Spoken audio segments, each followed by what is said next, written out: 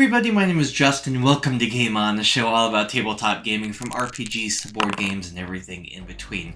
A couple of months ago, my friend Dave and I made iron rations from the Heroes Feast cookbook, and it got me thinking about, wow, that's a lot of food for somebody. It's supposed to be representing the rations that you might take on the trail with you as a D&D adventurer. So it made me think, how much does a D&D adventurer burn calorie-wise? So I decided to take that idea and run with it. For those of you who don't know, I am in my graduate work right now working on clinical exercise physiology.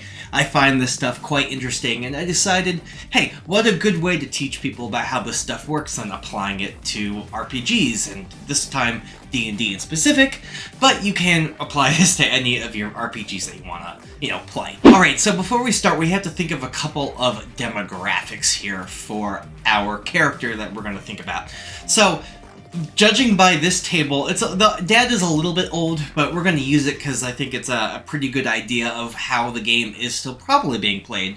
That is, human fighters are the most popular average player character in D&D these days. So we're going to look at kind of the basic average starting time for this character, somewhere between level 1 through 4, probably like level 3, that's where most people start in their D&D 5th edition games. So that means that if it's a human, it's probably we're using point buy or the average standard array, meaning that they have a 15, but as a human, they get to put a +1 in 2 of those stats, or take a feat, or a +1 in all of them. So we're going to say that their 15 is a 16 now, so they have a 16 strength. Now, I know not everybody uses these rules. Some people roll, and some people might start with a 20 strength, but just for now, we're going to start with the standard probable 16th strength that you might have as a fighter, somewhere between level 1 and 5. After kind of doing some pouring of numbers and searching my heart and soul, I've decided that a 16th strength is probably most akin to an NFL linebacker. That's an American football linebacker. Now, there are 18s, I think, in the real world. Eddie Hall, Hafthor, Bjornsson, Brian Shaw, world's strongest men. Like, they dedicated their lives to lifting heavy things and doing pretty crazy stuff with their strength. Those are 18s to me. I don't think that there are any 20s in the real world, mostly because fighters don't really have much going for them. So if they're going to be playing in a world with, like, elves and magic and time stopping and dragons, a level 20 strength is probably superhuman strength. It's superpower strength. So I'm going to say that there are no 20s in real life right now, but there are plenty of 16s, and I like the idea of an NFL linebacker being that. Now, you can probably akin it to some rugby players or other strong players of other sports who have a decent amount of conditioning, are pretty darn strong, but being an American, I understand American football a little bit more than other sports, so we're going to go with that. So pulling from some stats I found online, the average linebacker is about 240 pounds, give or take a little bit. They're also about 6'2", give or take a little bit. I'll have the metrics up here, but don't worry, we're going to get into the metric quite soon. And no, I decided that I wanted this character to probably be about 20. We're going to go with 20 specifically. I figured if we're thinking about maybe a level 3 character, 20 is probably a decent age for a human. I know elves might be like 63 as level 3, but for a human, we're going to say that they are 20. So let's take a look at how many calories this character is going to burn, and then let's just go from there. Okay, but before we keep going any further, I do want to let you know that I am using the male version of the Harris Benedict formula. And the only reason why is because in Dungeons & Dragons, at least in 5th edition, there isn't any difference between whatever pronoun you use, however you identify. You can still have the same strength, dex, whatever, as somebody else in humans. So that's why we're going to go with the max calculation here. We're not going to do any averages. We're just going to say everybody can be the same. Everybody can be a top performer, no matter what name or pronoun or identity they write down on their sheet. So for those of you who are wondering, we are using the male version of the Harris-Benedict formula. Alright, so now we have to find the resting metabolic rate of our character before we can go any further. So, to start with this Harris-Benedict formula, we are going to start with the 10. We're going to convert the 240 pounds into kilograms, 108.9. And then we're going to add it to its 6.25 times we are converting the 6'2" into 187.96 centimeters, and then we are going to times it by 20, minus it, plus 5, order of operations, you'll see. And we will be getting ourselves a resting metabolic rate of about 2,169. Alright, so with the resting metabolic rate, we also have to figure out just how many calories they might be burning on top of that. So, on a normal day of travel in Dungeons & Dragons 5th edition, a player can go 24 miles in 8 hours, which is about 3 miles an hour. I'm using Imperial here because that's how it is presented in the book, to us at least, the American printed books. 3 miles an hour is like 4.8 and change kilometers per hour. 24 miles is like 38.6 kilometers per hour. Trying to do these off the top of my head. So you can do those changes in your head with how you would like if you want to substitute metric numbers.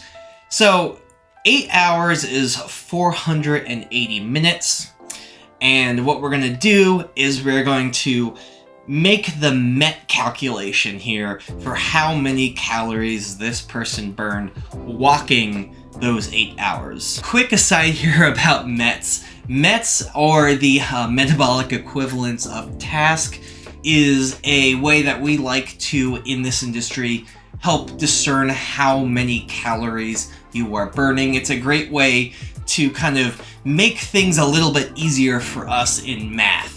So just standing here, I'm probably just burning 1 MET, and 1 MET equals 1 Kcal per kilogram per hour. Another aside here about Kcals. In America, we use the term calories, whereas in other parts of the country, they use something called Kcals. So to us Americans, if we're eating an apple and it's 100 calories, it's the same as 100 Kcals to maybe somebody in Europe. The reason why they have a K in front of it is because calories are actually metric, and the K stands for 1,000 kilo, because technically within 1 big C calorie, which you and I as Americans think of as like a calorie, actually has 1,000 small c calories in it, aka gram calories. You and I don't really have to worry about that. Only people like me who have to get into the laboratory really have to worry about gram calories. But just in case you see the Kcal here, I want to let you know that Kcal and calorie are the same thing. So Europeans and Americans, we can all be happy together knowing that they're eating the same amount of calories. So, metabolic equivalency of tasks, like I said, is 1 Kcal per kilogram per hour. METs have I had a giant book in undergrad that had every single metabolic equivalency task for everything you can think of. I'll leave a link down below to a shorter list with things that you and I probably will need METs for. A lot of treadmills these days, I think even Fitbits might tell you what your METs are for working. So they're becoming more mainstream to understand METs, but again, I'm going to send a link down below with a PDF and all the METs for things that you could be doing around the house or exercising. Also, at this point, I'd like you to hit a thumbs up and hit that subscribe button. If you're more interested in stuff like this, I want to talk about it. So, if you want to hear more things about this, let me know in the comments below. I want to teach you guys about how exercise works, and I think it would be a cool way to talk about it through RPGs and board games. How we're going to do this is 480 minutes is 8 hours worth of walking. Now, walking at 3 miles an hour, according to our list, is 3.3 mets. Now, 3.3 mets for somebody wearing less than 25 kilograms of stuff, but who cares about what kind of armor they're wearing? Let's just go with 3.3 here. We're going to times it by 3.5. This is a standard calculation. You can plug your mets into it with your kilograms. This person is 108.9. And then divide it by 200, and we are going to find ourselves having 3,019 calories burned. So 3,019 calories burned plus the 2,169 calories equals 5,188 calories. That is a lot of calories. Now, just for funsies, I'm being kind of generous here. I'm going to add what if we got into a couple of combat scenarios. I am now going to say that they have about 20 minutes worth of fighting. Again, that's kind of generous, but maybe you have a heavy fighting game that you're in. Now, we're going to go with mets. It's hard to find an exact met for warfighters. So I went with chopping wood vigorously. I just like to think of the fighter just chopping at things. So we are going to make that calculation, and it's going to come out to 172 calories. So 5,188 plus 172 equals 5,360. Now, the food iron rations I made with Dave a couple months ago in total is 5,461 calories, meaning that you have to eat 98% of that entire rations just to maintain your weight. And that is just for one day. So even if there wasn't any fighting, 5,188 calories for your fighter to just walk for a day is insane. Think about how much food you have to carry.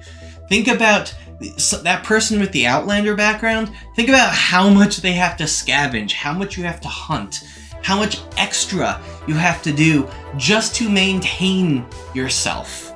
That is a lot of food, and I think about this because there's a lot of people who just don't like the idea of like encumbrance or the travel or the survival of the travel.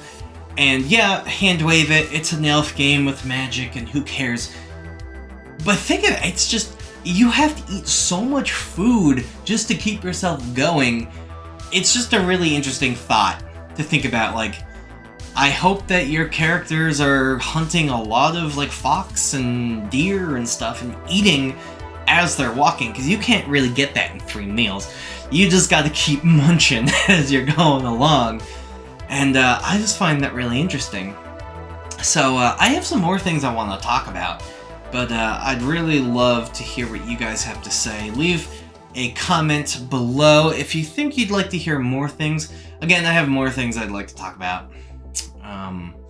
So anyway, thank you guys very much for watching, and as always, game on.